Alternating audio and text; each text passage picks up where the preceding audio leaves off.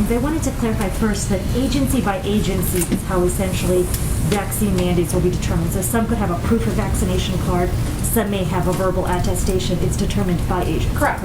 Okay.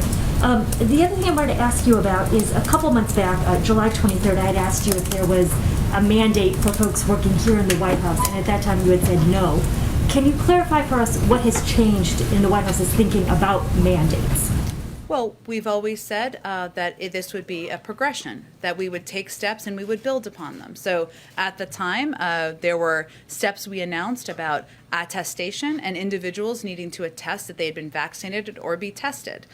This is building upon that. Now, there's a requirement. There was no vaccine mandate here at the White House. Correct. I think I'm answering your question. So at that what? time, I guess there was no attestation, right? Because there was no mandate here at the White House. Well, in the last few weeks, we have announced, I don't remember the exact date, a requirement of attestation, which is that individuals would have to attest either they're vaccinated or be tested. So this is the next step building on that process. One more question.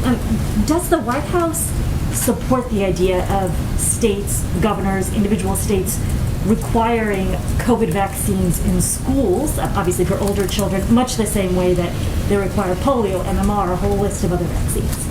It's always going to be up to local school districts and states and localities to make those determinations. But we certainly do think that mandates and places and communities where they have put mandates in place is a positive step forward. Go ahead.